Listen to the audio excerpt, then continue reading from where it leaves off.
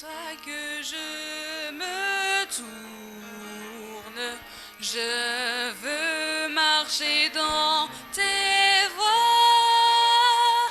J'élève mes mains pour te rencontrer, mon cœur désire te chanter. Pour bénir et célébrer ton saint nom, car tu es fidèle et bon. Seigneur, oh Seigneur, je veux te donner. Seigneur, oh Seigneur, ma vie à jamais. Mes yeux contemplent ta gloire, ta vie ranime ma foi, ta paix et ta joie inondent mon cœur, toi seul fais tout mon bonheur. Je veux proclamer que tu es celui qui chaque jour nous bénit. Seigneur, oh Seigneur, je veux partager. Seigneur, oh Seigneur, ton éternité.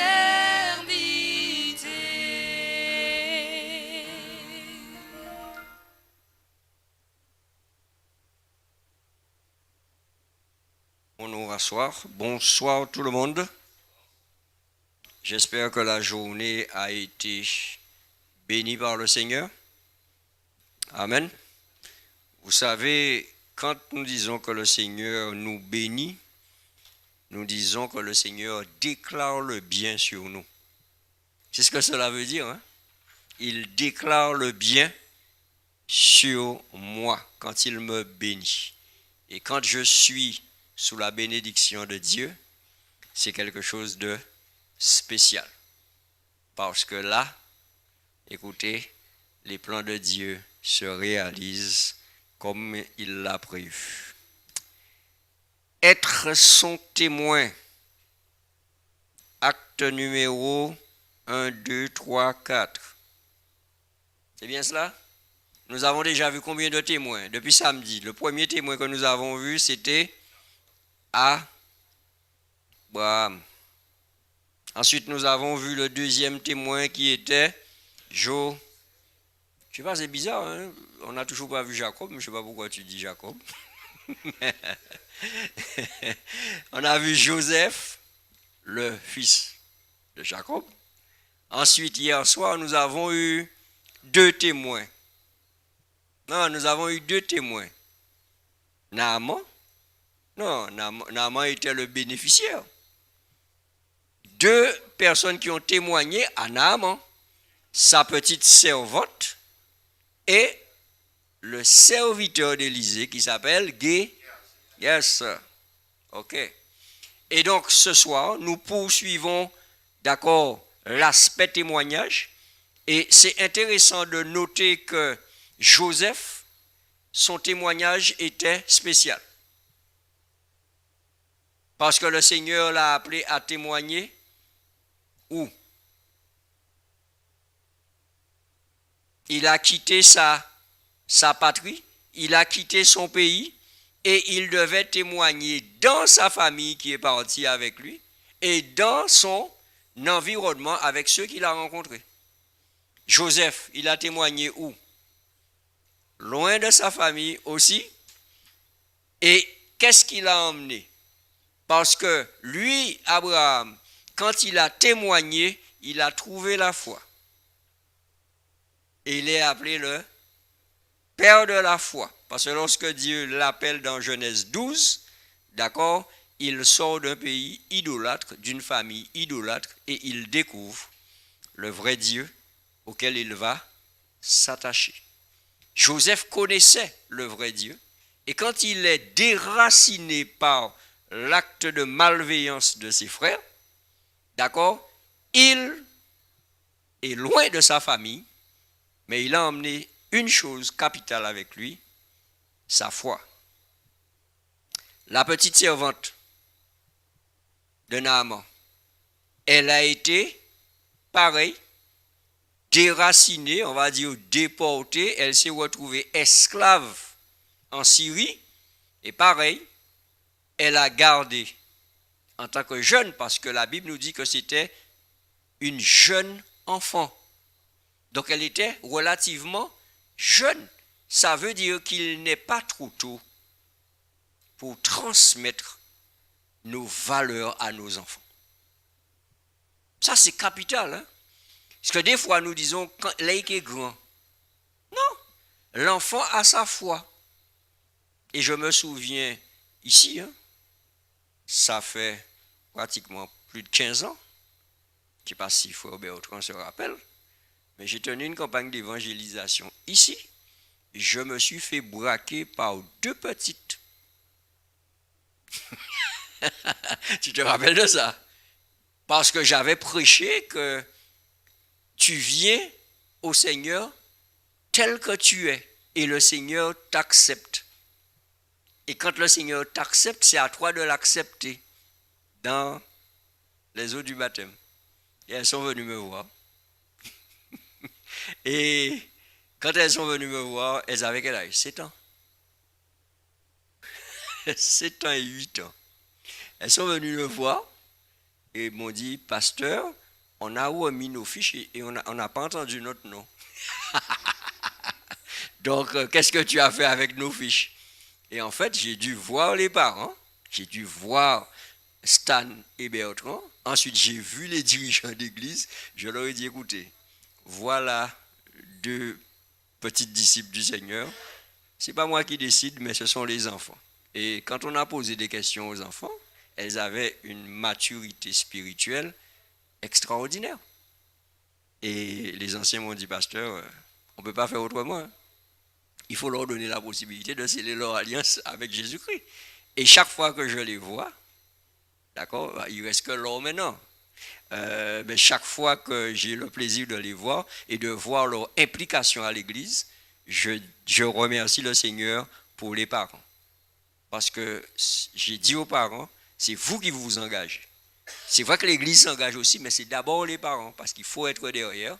Et je remercie le Seigneur du fait que la famille Basile, le couple Basile a été vraiment derrière les enfants. Et ce sont des servantes du Seigneur. Ça fait du bien. Oui, mais moi, quand dit ça, on y a dit avant, pour moun, pas ça va après, il faut que tout le monde sache. Non, c'est important. C'est important. Moi, en tous les cas, je suis là pour vraiment accompagner, et comme je le dis, depuis tout petit, accompagner. Et je me rappelle dans une campagne d'évangélisation, une toute petite, elle devait avoir 4-5 ans. Elle a entendu qu'il faut donner sa vie à Jésus. Elle a répondu au baptême, elle est venue. Hein. Et quand j'ai dit, bon, après, l'église va t'accompagner, elle n'est pas partie. Elle est restée là et finalement, je me suis assis avec elle. J'ai dit, on va t'accompagner, tu vas pouvoir faire des études, etc. Et je suis revenu dans l'église quelques temps plus tard. Ben, elle était déjà plus grande. Effectivement, l'église l'avait accompagnée. Parce que ce qui est intéressant dans notre église, c'est que nous avons des structures. Nous avons les clubs, nous avons l'école du sabbat, d'accord, où nos enfants peuvent grandir, croître en connaissance. Mais il faut que nous puissions les accompagner. Et je suis sûr d'une chose, tu demanderas à tes filles, en tous les cas, vous avez été sûrement des modèles pour elles. Ça, c'est très important. Peut-être pas au point que toi, tu le penses, mais c'est important parce que nos enfants regardent à nous. Même s'ils ne le disent pas, hein, d'accord, ils observent, ils voient, et nous sommes une inspiration pour nos enfants. Donc, pensons à être des témoins dans nos familles, parce que c'est important. Alors, nous avons vu cette jeune petite, mais nous avons aussi vu qu'il peut y avoir un témoignage négatif. celui de Géasi, qui a voulu tirer avantage du témoignage de son maître Élisée à l'endroit de Naaman. Et en fait, il a voulu récupérer ce que Élisée a refusé. Et donc, il a effectivement récupéré tout ce que Naaman avait, y compris la lèpre. Oui, c'était surtout ce qui n'était pas positif. D'accord? Donc, lorsque nous témoignons, nous ne devons rien attendre en retour. Lorsque nous témoignons, nous ne devons pas attendre une récompense. Nous témoignons et le plus grand plaisir que nous avons, c'est de voir que notre témoignage transforme la vie de l'autre. C'est ce qui devrait être pour nous la joie de notre récompense. Ce soir, vous vous rappelez le passage que vous étiez censé lire en amont? Daniel, chapitre 6. Alors, Daniel 6, nous connaissons cette expérience également. Daniel 6 fait référence à l'expérience de Daniel face à la, on va dire, la méchanceté, l'adversité de ses propres collègues. Alors, il faut savoir que Daniel, tout comme Joseph, tout comme la petite servante, est lui aussi exilé. Lors de la prise de Jérusalem, d'accord, Nebuchadnezzar va emmener avec lui des captifs. Et il va emmener avec lui surtout des jeunes brillants. Et Daniel fait partie de ces jeunes qui se retrouvent effectivement en Égypte. Chose extraordinaire.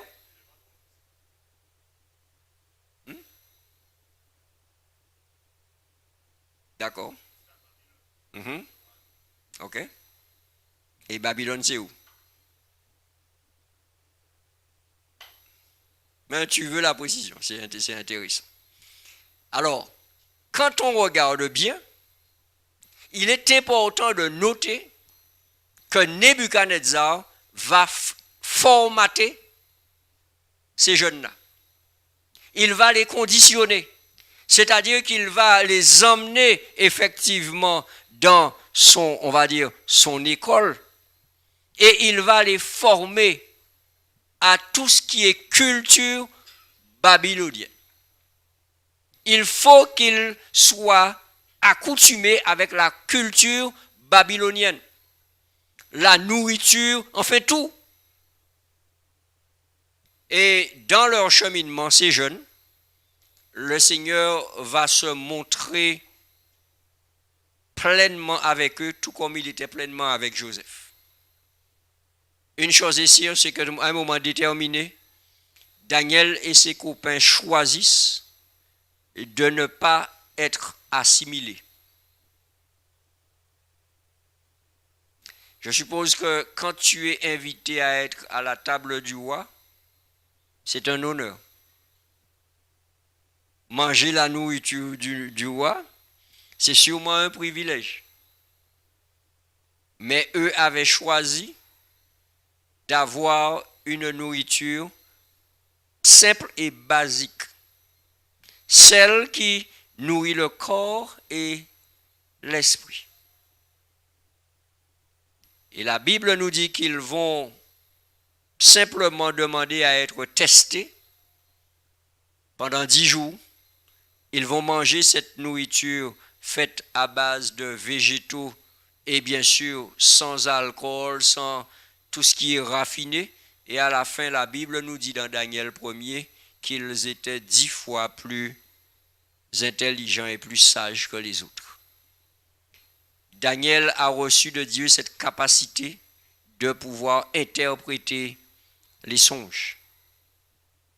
Et quand on arrive au chapitre 6, Daniel a déjà fonctionné avec 2 rois. Il a fonctionné sous Nebuchadnezzar. Il a fonctionné sous le fils de Nebuchadnezzar qui s'appelle Belchazzar.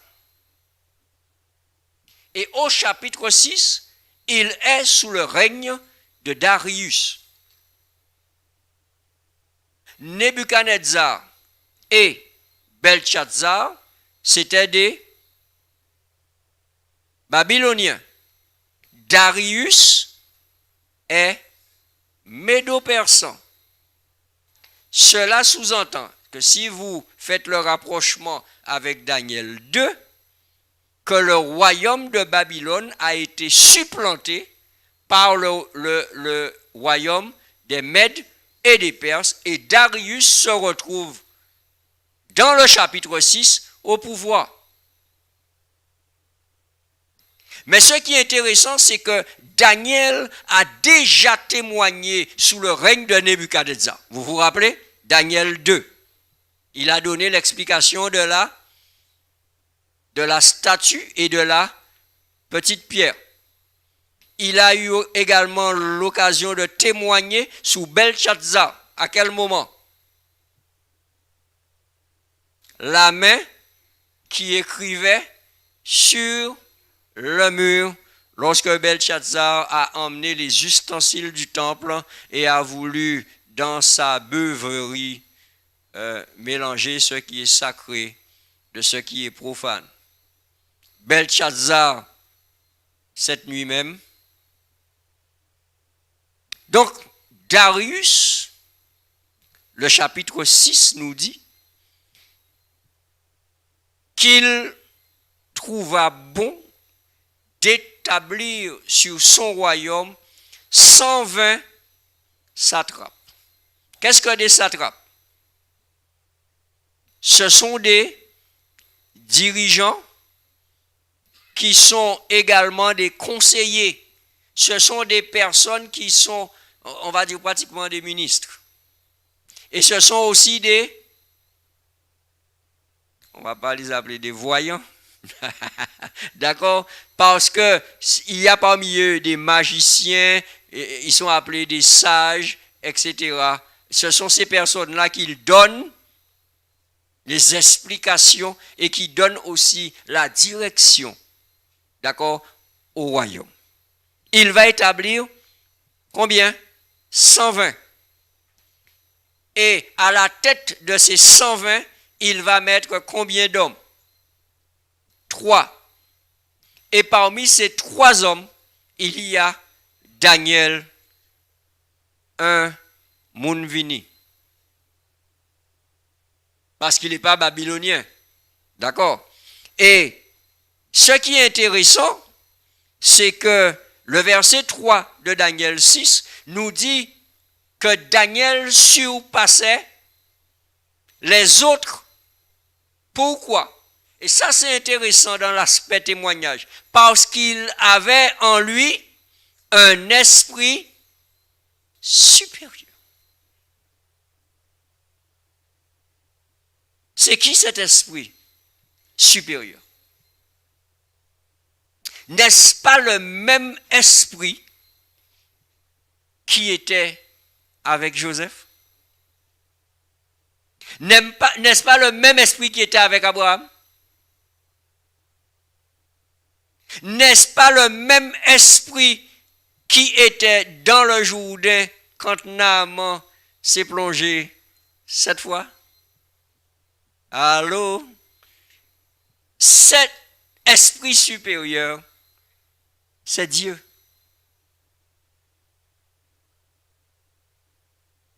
Alors, quelquefois, nous avons l'impression que dans l'Ancien Testament, nous ne voyons pas la divinité. C'est-à-dire que nous ne voyons pas Jésus, nous ne voyons pas le Saint-Esprit. Ils sont là.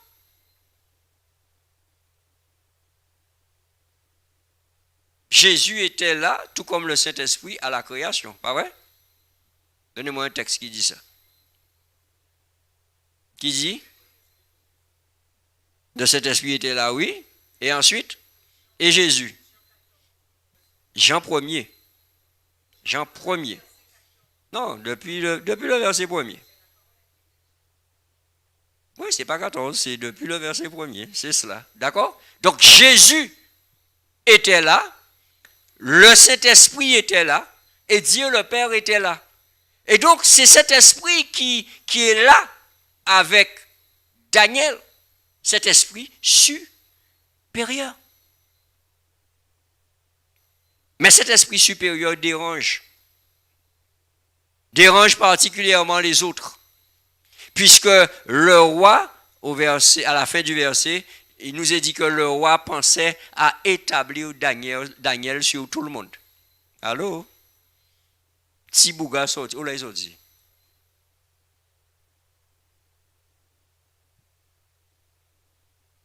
D'accord? Il n'est pas du terroir. Et le roi pense à l'établir sur nous. Nous qui avons toujours été là, nous ne sommes pas arrivés, nous avons toujours été là. Et il nous est dit que à partir du moment où le roi a eu cette pensée de l'établir au-dessus de tout le monde, eh bien, il y a aussi une pensée qui s'est développée chez les homologues de Daniel, c'est de faire en sorte de le disqualifier. Donc, il fallait trouver quelque chose qui allait le disqualifier. Et la Bible est intéressante parce que la Bible nous dit qu'ils se sont rendus compte qu'ils ne vont trouver aucune occasion. Le verset 5, aucune occasion. J'aime bien comment c'est écrit contre ce Daniel. C'est pas n'importe qui Daniel. Hein? Contre ce Daniel. Et il est dit, à moins que nous n'en trouvions une occasion dans la loi de son Dieu. Et puis après, dans le verset suivant, il y a un mot qui m'a travaillé, c'est tumultueusement. Ces chefs et cette satrape se rendirent tumultueusement auprès du roi. Vous savez, tumultueusement, vous savez ce que ça veut dire? En agitation. Les gars étaient agités par un esprit. Allô? Ils vont se rendre de manière tumultueuse, de manière bruyante auprès du roi. Et ils vont dire au roi, oh roi, vous savez, quand vous avez besoin de vous flatter les gens, vous savez ça? Non?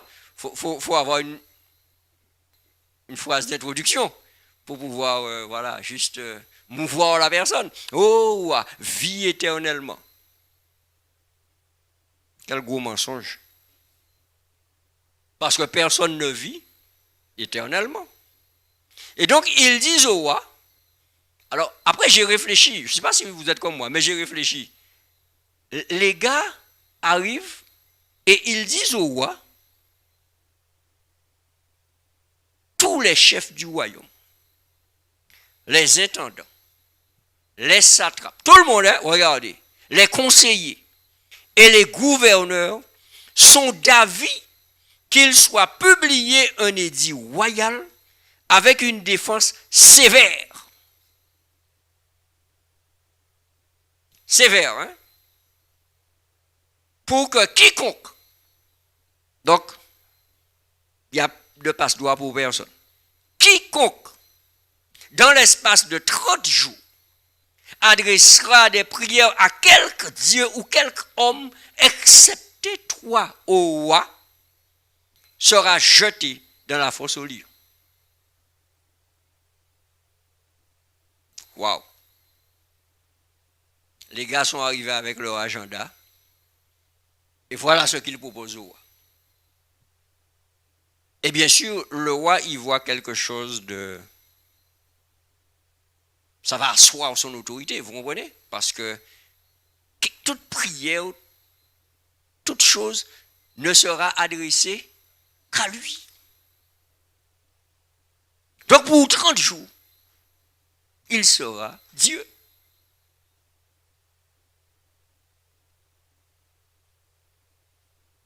Mais ce que j'aime avec des manipulateurs, c'est que tout est calculé. Ils ajoutent, par contre, tu dois confirmer cela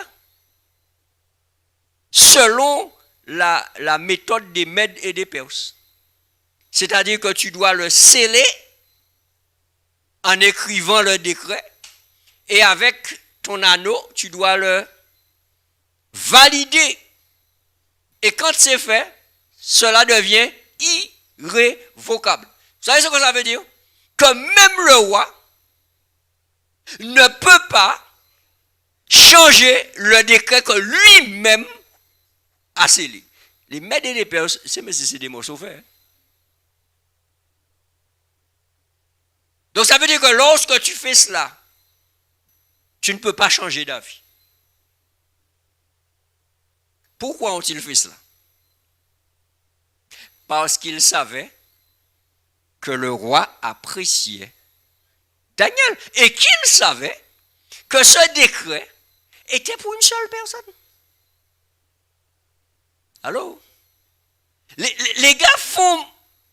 Non, mais les gars mettent en place une machination pour atteindre une seule personne.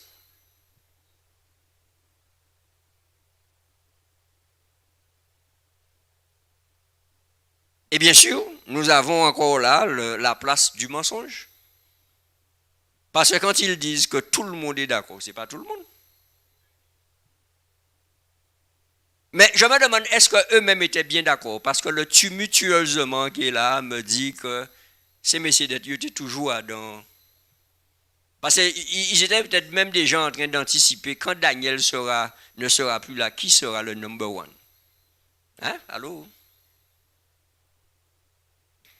À partir de ce moment-là, ce qui est intéressant, c'est que Daniel apprend l'information comme tout citoyen et il apprend que le roi a effectivement émis un décret qui interdit à quiconque d'adorer un quelconque autre Dieu que lui pendant 30 jours.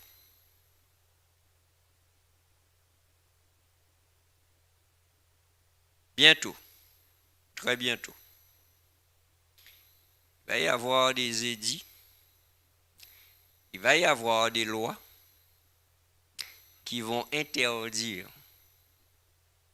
certaines choses. Quelle sera notre position?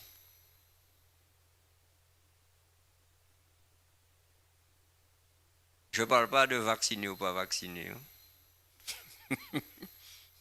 Je parle de vraies lois qui vont être établies, d'accord, dans le cadre de ce grand conflit cosmique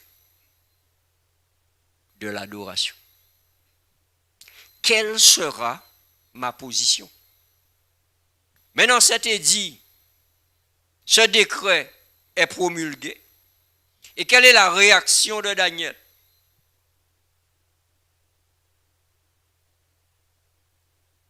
Le verset 10 nous dit quoi? Il a appris l'existence de cette loi.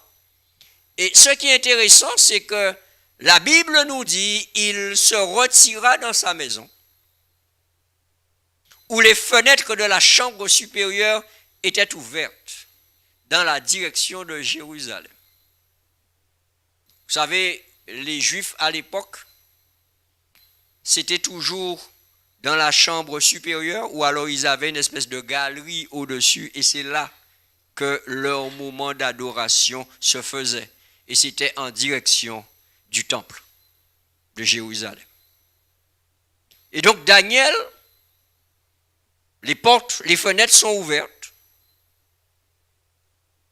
Et la Bible nous dit, comme d'habitude, 3 fois par jour, il continua à être dans l'adoration.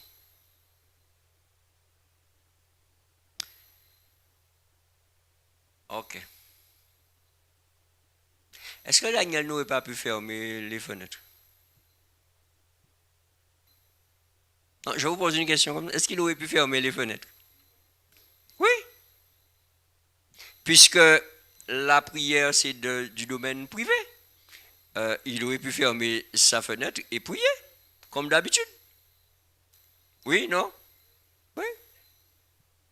Mais, comme d'habitude, il a laissé ouvert. En fait, il n'a pas changé. En fait, le décret des hommes ne modifie pas ses habitudes d'enfant de Dieu. il continue à prier comme d'habitude. Alors, certains pourraient réfléchir et se dire, mais il défie l'autorité. Mais en fait, quand Daniel choisit de continuer à être dans la même dynamique que précédemment, il reste fidèle à l'autorité suprême. Et il démontre qu'il n'a pas besoin de se cacher pour affirmer qu'il est un témoin de Dieu. Quelquefois, il m'est arrivé d'entendre des personnes de la même confession que moi, dans certains cadres, quand on leur demande de s'identifier, ils disent « je suis chrétien ». Et ça s'arrête là. Moi, quand on arrive à moi je donne le truc complet. Je suis chrétien adventiste du 7e jour.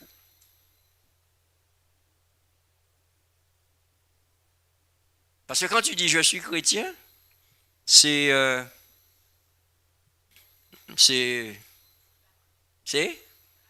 vaste. D'accord, c'est pas précis. J'aime bien quand tu dis c'est pas précis. Donc tu laisses l'individu dans le, on va dire comme un ami à moi, dans le flou artistique. Là, ils savent très bien que Daniel se soumet à un Dieu qui n'est pas le roi Darius. Et de toutes les manières, ils le savaient. Parce qu'ils avaient trouvé, en fait, l'argument qu'ils avaient pour pouvoir arriver à leur fin. En fait, ils n'ont pas trouvé de faille dans la loi de Dieu.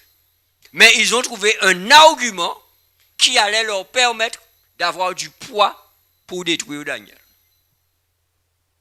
Alors, l'expression revient, ce que je vous dis, ça m'a marqué, au verset 11. Alors, ces hommes entrèrent tumultueusement. Mais c'est toujours dans l'agitation. Je vous ai dit, ils sont animés par un esprit.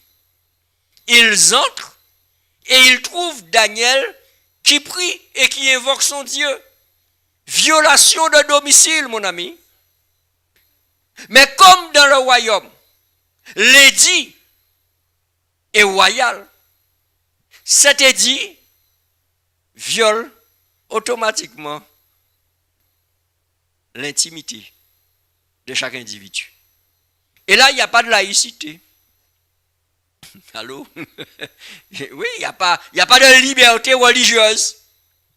Il n'y a pas d'affaires publiques de liberté religieuse là. Parce que ces gars-là, ils ont leur agenda. Et donc, ils vont, je suppose, traîner Daniel devant le roi. Nous qu'imbéi. Comme dirait un ami à moi de longue date, nous pogner. Ils l'emmènent au roi. Et bien sûr, ils vont encore répéter, mais roi, tu as dit qu'il ne faut pas. Mais lui, on l'a pris en flagrant délit. Et là, il y a une deuxième expression qui m'a marqué dans ce passage. C'est dans la réaction du roi.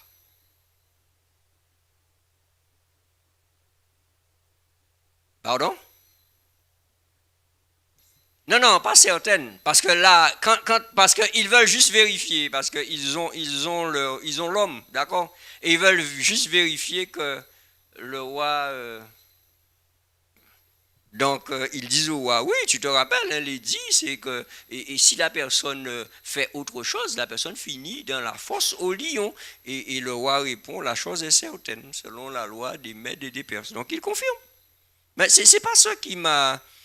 C'est lorsqu'ils vont dire au roi, en fait, celui qu'on a pris en flagrant délit, c'est Daniel, l'un des captifs de Juda. Et là,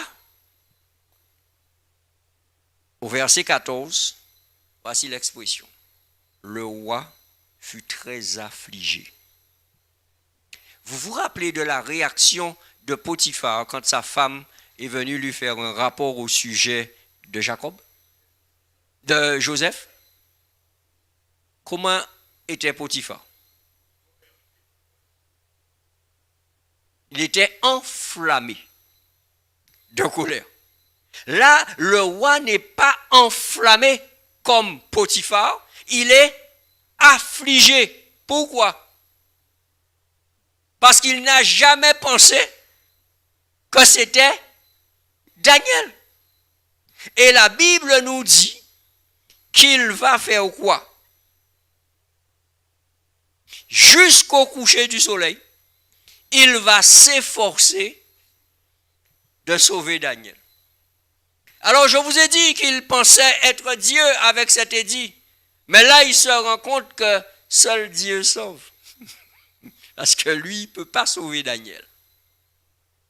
Et chose qui est étonnante, c'est que les hommes vont continuer à insister, ils vont insister pour lui dire que cette loi est immuable.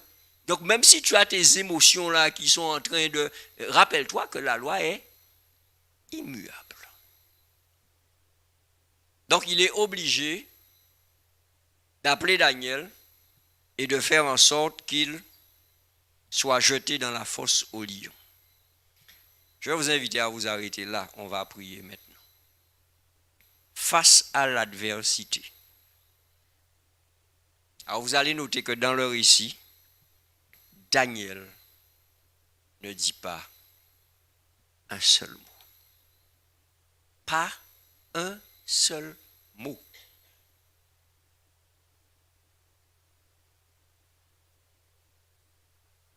Face à l'injustice, face à la méchanceté, nous devons apprendre à laisser Dieu prendre le contrôle.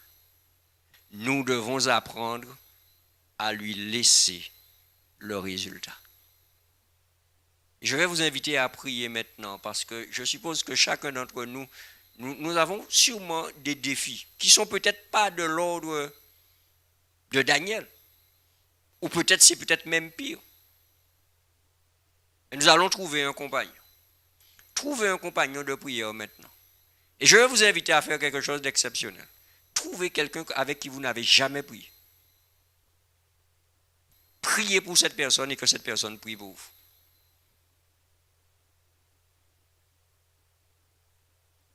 Sœur Dina, tu te demandes si tu n'as jamais prié avec lui? Nous allons prier maintenant. Alors, libre à vous, d'accord, avec votre compagnon de prière. Si la personne veut exprimer sa requête, pas de souci. Si la personne ne veut pas forcément exprimer, en tous les cas, vous allez exprimer une prière de supplication en faveur de votre compagnon. On le fait l'un pour l'autre, et ça, nous pouvons le faire en 2 minutes. Ça vous va? Oui, il faut vous déplacer, hein, il faut vous déplacer. Alors, sûrement le plus avantagé dans l'église là ce soir, c'est moi. Parce qu'il y a beaucoup de personnes avec qui j'ai jamais prié. Donc, moi, j'ai l'embarras du choix.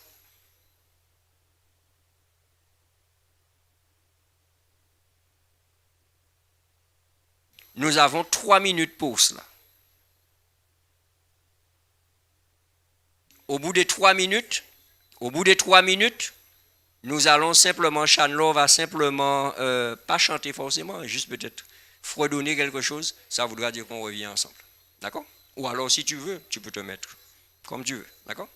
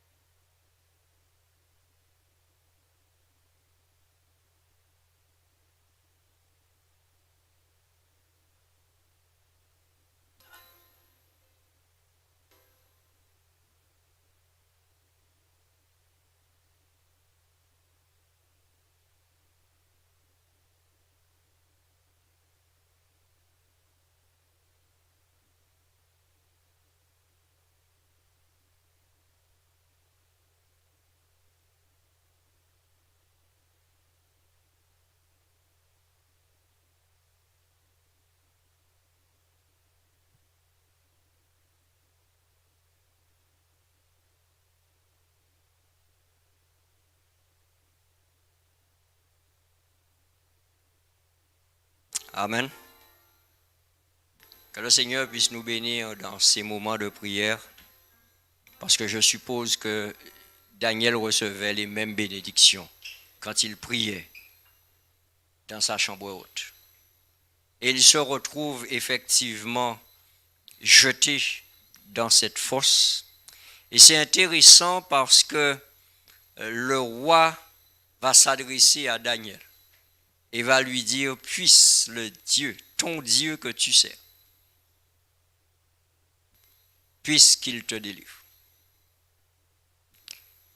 Et bien sûr, il va sceller effectivement cette fosse.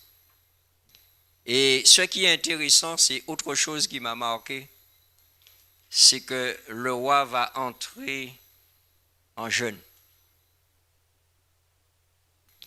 Et je suppose qu'alors que lui, il entre en jeûne, Daniel entre en prière dans la fosse. Enfin, il continue à être dans la prière. Parce que la Bible nous dit que le roi, il va rester à jeun toute la nuit et il ne va pas avoir non plus de concubine avec lui parce qu'il n'est pas en état de se réjouir. Et il ne va pas être simplement en jeûne, il va être en veillée aussi.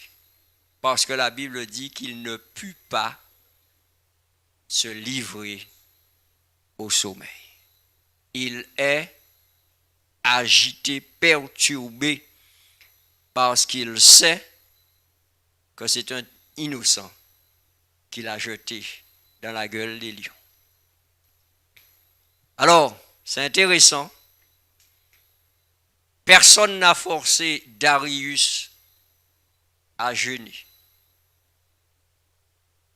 Mais Dieu va déclarer un jeûne dans la fosse aux lions. Le Seigneur va dire à ces lions affamés, vous n'avez pas faim. Ah oui, moi j'aime les histoires de Daniel parce qu'il y a deux choses qui me marquent dans Daniel. Dans la fournaise ardente, le Seigneur va climatiser la fournaise. Et dans la fosse aux lions, il va déclarer un jeûne. Aucun lion n'a faim. Et pendant toute la nuit, ventaillot plein. C'est ce que le Seigneur, qui est le maître de tous les animaux, a décrété. Et je suppose, moi c'est mon imagination qui s'étend maintenant. Je suppose que Daniel a dormi et comme oreiller, il avait un lion. Il a reposé sa tête sur un lion. Je ne sais pas si vous avez déjà vu un lion. Je ne sais pas. Mais bon, il n'inspire pas sécurité. Mais quand il est sous le contrôle de Dieu, tu peux dormir en sécurité. Et le lendemain, le roi n'a même pas attendu, je suppose, que le soleil se lève. Il est allé dans la fosse avec une voix toute tremblante parce qu'il n'est pas sûr. Mais il dit, je vais appeler quand même. Il dit, Daniel, est-ce que ton Dieu t'a délivré? Et il entend la voix de son serviteur assurée et posée. Je suis vivant. Daniel lui dit simplement, c'est étonnant, hein? Roi, vis éternellement.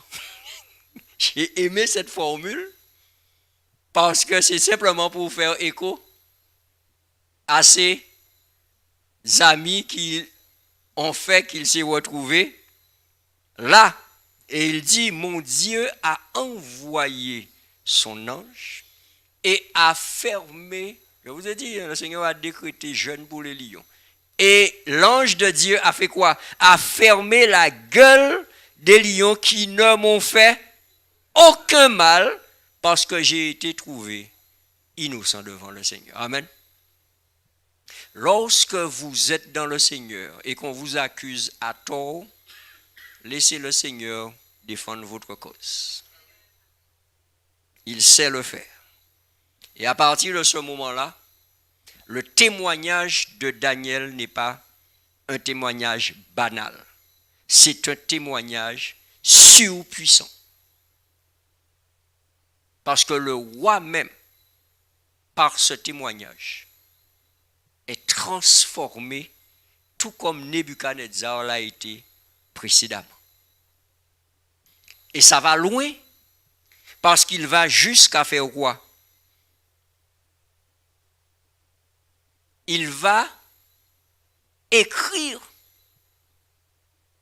un deuxième décret pour dire quoi? Que dans toute l'étendue de mon royaume, on ait la crainte et de la frayeur pour le Dieu de Daniel. Car il est le Dieu vivant. Il subsiste éternellement. Son royaume ne sera jamais détruit et sa domination durera jusqu'à la fin. Et pour cela, je dis Alléluia.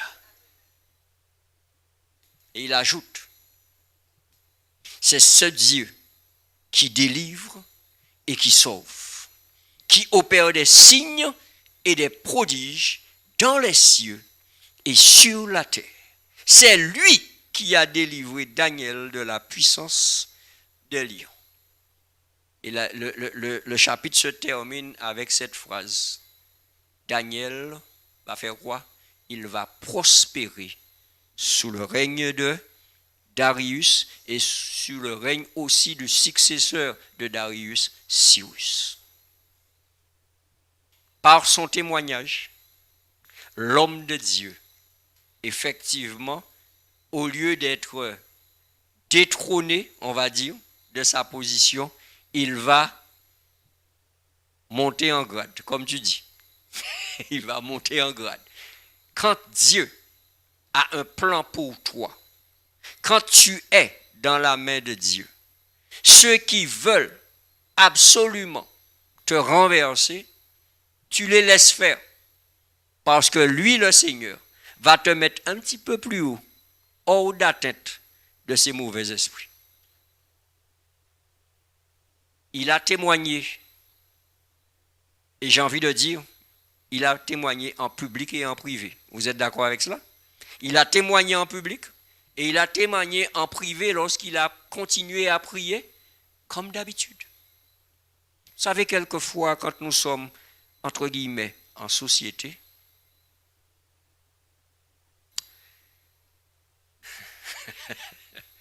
on a du mal à rester soi-même. Nous étions à Miami la semaine dernière avec mon épouse et nous étions dans un restaurant juste avant de partir à l'aéroport. Et nous prenions le petit déjeuner. Et au moment de... On s'est assis, alors c'est style buffet, donc tu vas choisir, et puis on s'est assis, et puis j'ai fait la prière. Et il y avait quelqu'un qui mangeait à côté de nous. Et quand on a fini de faire la prière, j'ai relevé la tête. Et le monsieur, il était ébahi. Il regarde, c'est du style, ok, vous l'avez fait, vous avez prié là, on n'a pas peur de prier puisque nous remercions le Seigneur et nous lui demandons de bénir les mets que nous allons consommer. Et ça a été un témoignage silencieux.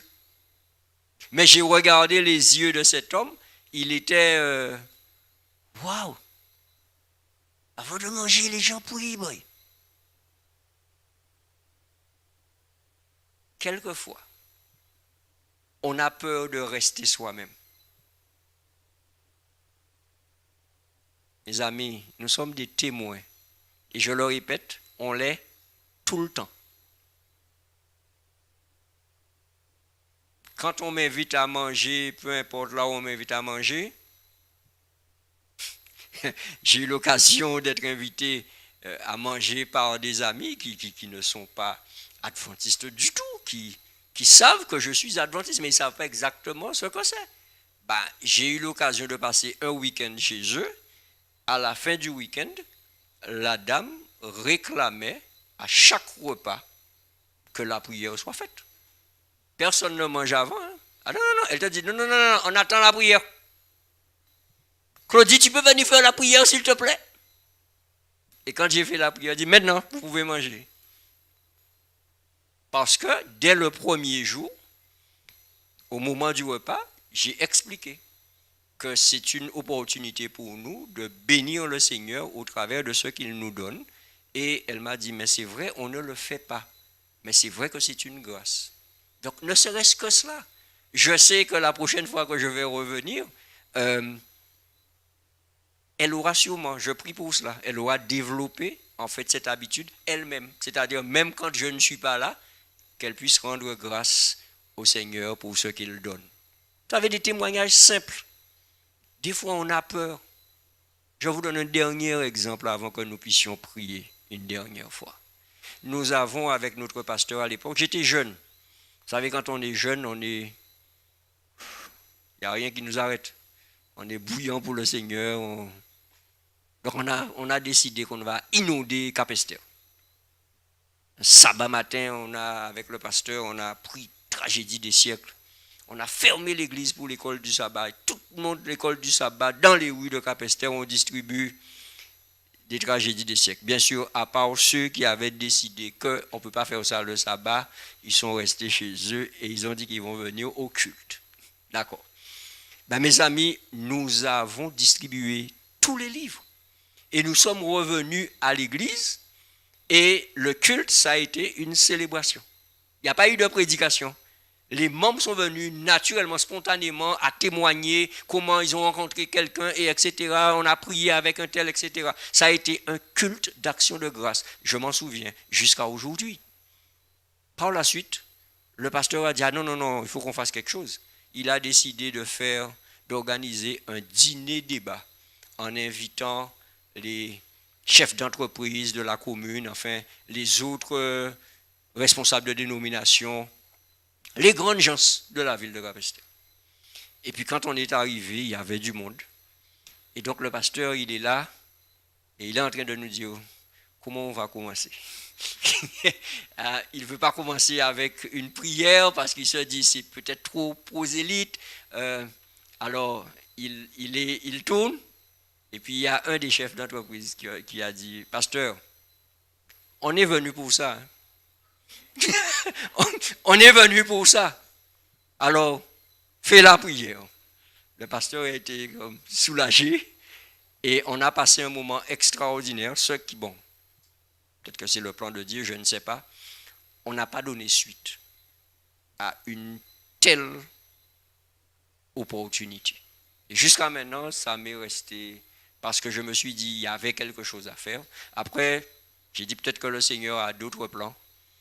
Mais en tous les cas, ça a été quelque chose. Et on a témoigné. Et je vous dis que quand nous invitons les autres, quelquefois c'est nous qui sommes timides.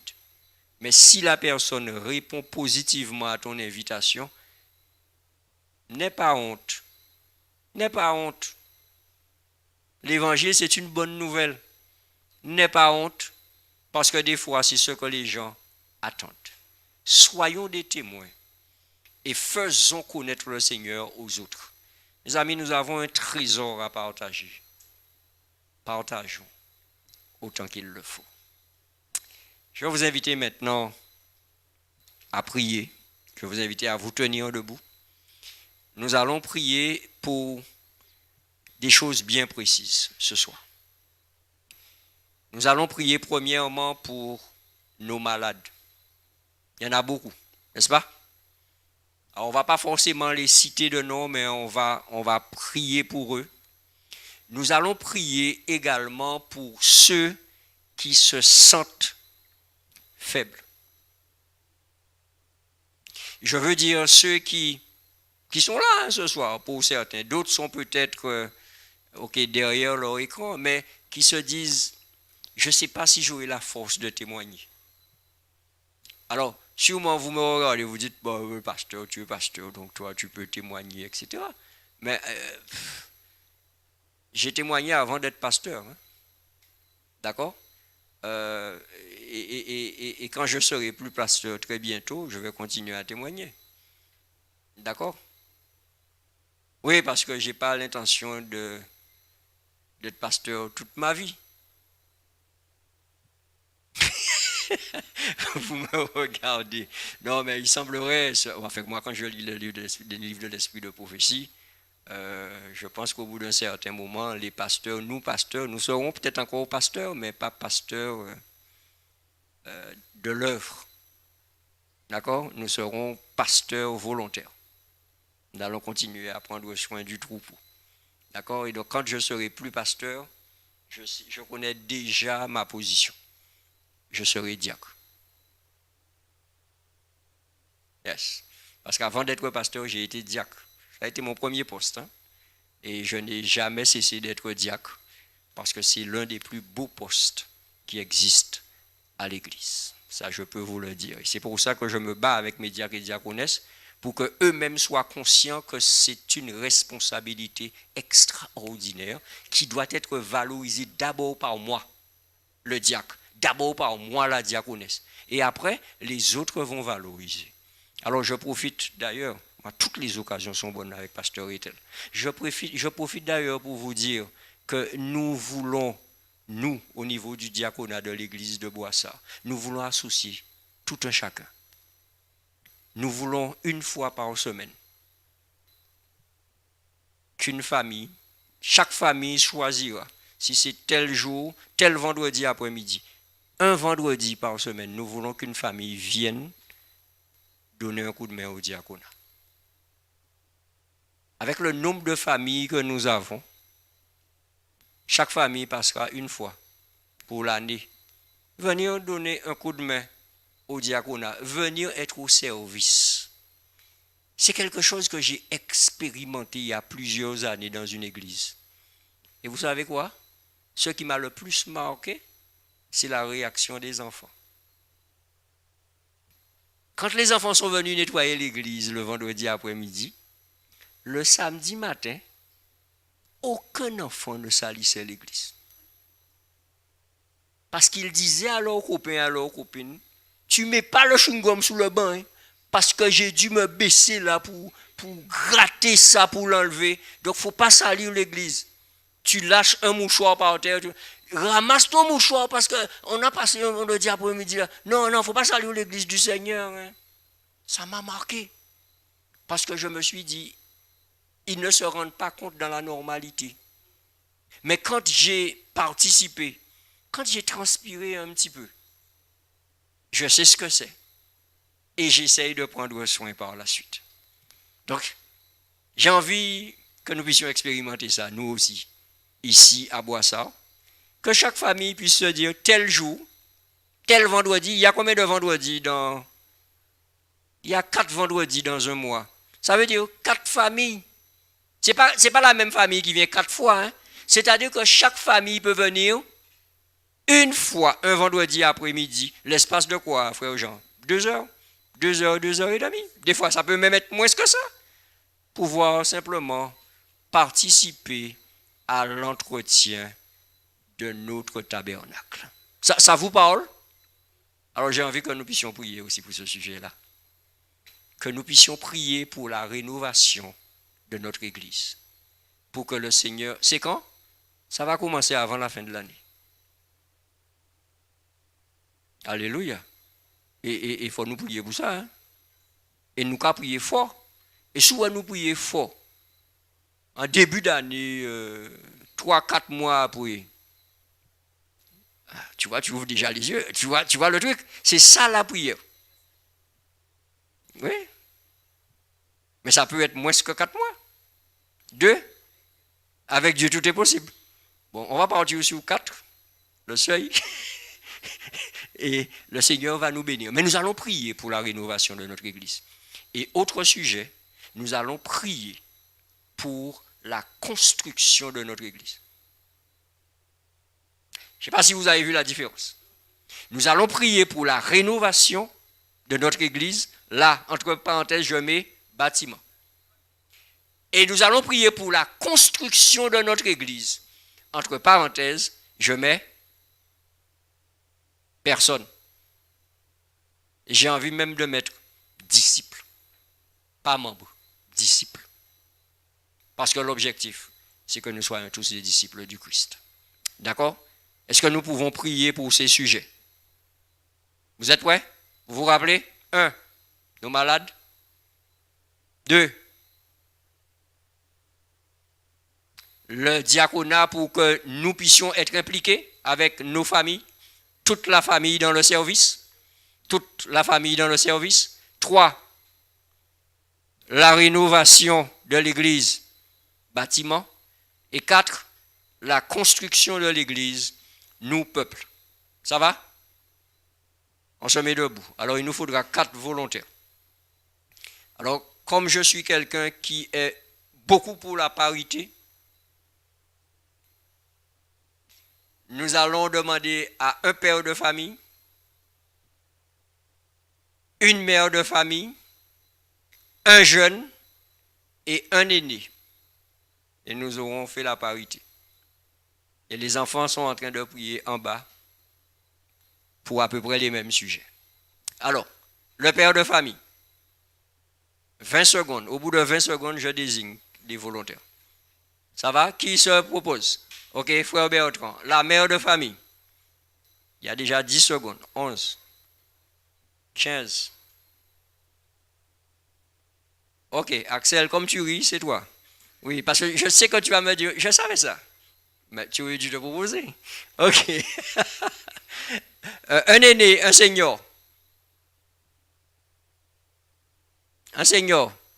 Ok. Alors, senior pour moi, c'est ceux qui ont 65, 70.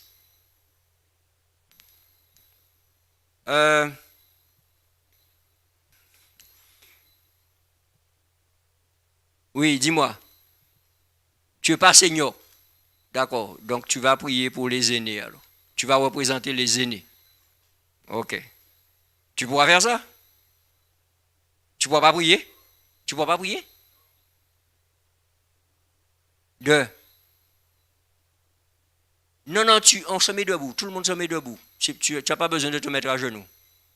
Alors ça aussi, on apprendra ça au fur et à mesure. Il y a diverses positions possibles pour la prière. D'accord?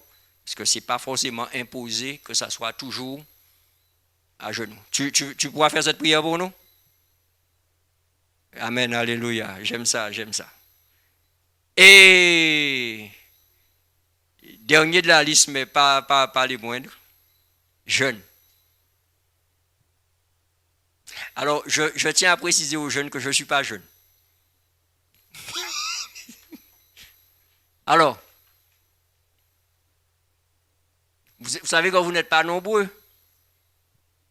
Alors, dans la famille Chirasco, on ne va pas encore prendre Chanlor, sa maman prie déjà. Donc, Chanlor est déjà... Ok.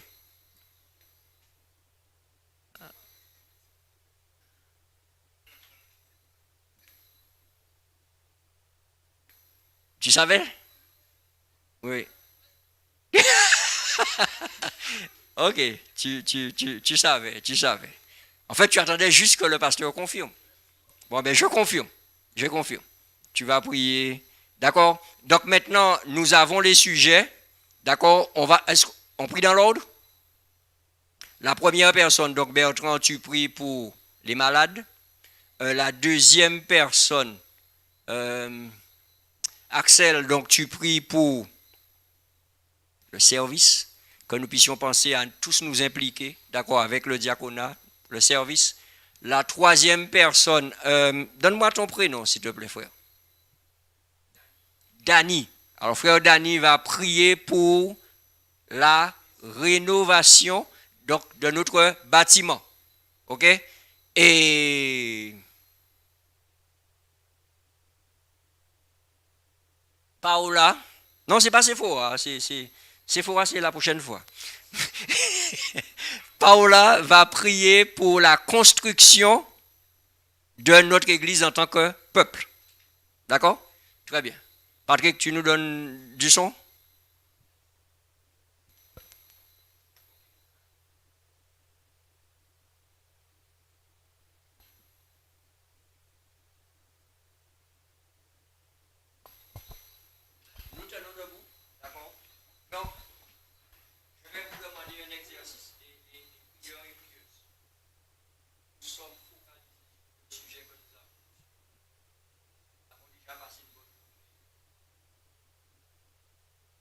se cibler, d'accord?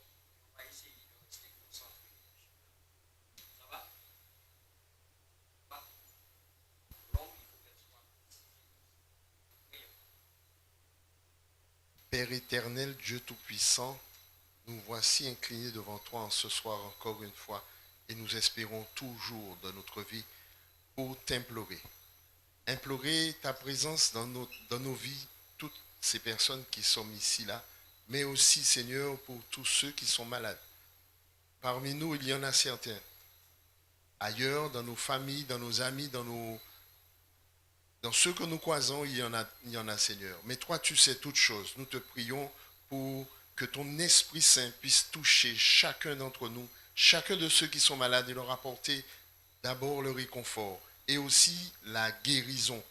Mais Seigneur Dieu, que ta volonté et seulement ta volonté soit faite dans ces vies, dans nos vies. Nous te remercions et nous te remercions toujours au nom de ton Fils Jésus-Christ et pour ta gloire. Tendre Père Céleste, je joins ma prière à celle de Bertrand pour t'implorer ce soir. Je viens te demander, Seigneur, de nous permettre à chaque membre, à chaque famille, de pouvoir s'investir dans ton Église, dans le service, Seigneur. Nous sommes tous tes disciples, nous sommes tous des missionnaires. Utilise-nous, Seigneur, et permets que nous puissions aider tous les membres du diaconat, que nous puissions trouver le temps, trouver la force aussi de venir les aider le vendredi quand ils ont besoin de nous. Nous t'avons prié au nom de Jésus pour ta gloire. Amen. Notre Père qui est dans les cieux, toi qui vis et règnes éternellement, toi le roc sur lequel nous nous appuyons, toi le pain de vie avec qui nous nous mettons à table quotidiennement, toi qui es bon pour celui qui s'approche de toi, c'est ce que nous voulons faire en ce moment. Seigneur, tu sais qu'il y a quelque temps que nous sommes un peu dispersés. Nous prions, Seigneur, que tu interviennes dans la rénovation de notre Église. Moi, j'ai hâte de revenir là. Mes frères me manquent et nous comptons sur toi. Merci déjà, Seigneur, pour ce que tu feras. C'est dans le nom de Jésus que je t'ai prié. Amen.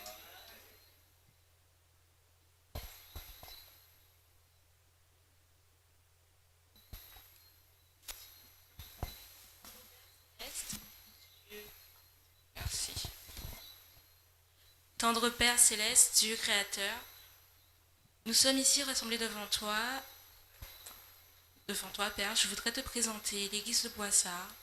Je te prie de visiter chacun d'entre nous, de nous toucher, afin que nous devenions des disciples, Père, exemplaires, que nous puissions ensuite toucher les autres personnes qui sont dans notre entourage afin qu'elles deviennent également des disciples.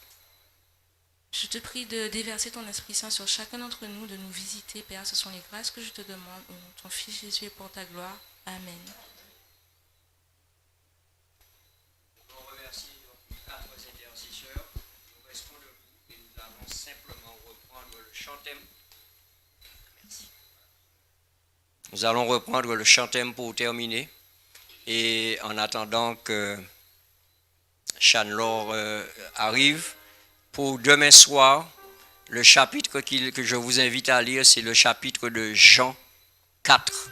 Le 4e chapitre de Jean, d'accord, pour demain soir, c'est le témoignage d'une femme qui a rencontré Jésus et que Jésus a transformé.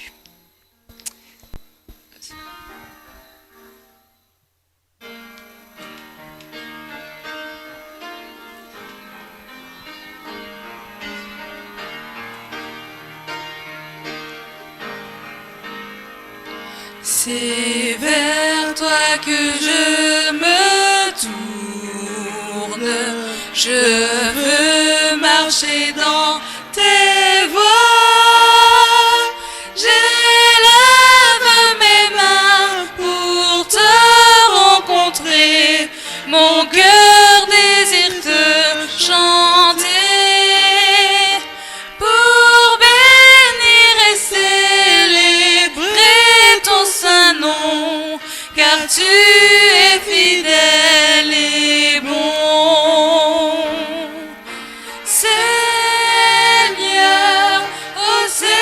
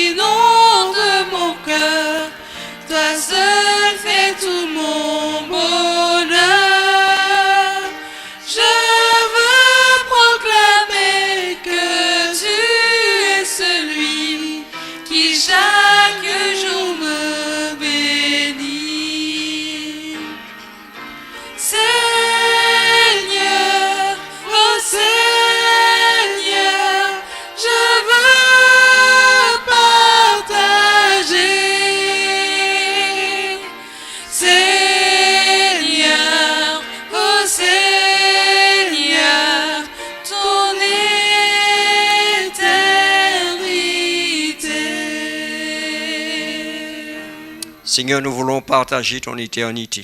En attendant de partager ton éternité dans ton royaume, nous voulons partager ton éternité dès maintenant, chaque jour, à chaque occasion. Donne-nous déjà de goûter à cette éternité au travers de notre témoignage fidèle, loyal, chaque jour, en toutes circonstances. Maintenant, nous t'invitons à nous raccompagner par tes anges jusqu'à nos demeures, que nous puissions nous endormir dans tes bras d'amour et nous réveiller demain matin avec notre câlin divin du matin qui nous rappellera que tu nous aimes d'un amour éternel. Bénis, entends et exauce. En Jésus, nous te prions. Amen. Amen. Une bonne nuit à vous et que le Seigneur vous bénisse de manière spéciale. Donc rendez-vous demain soir.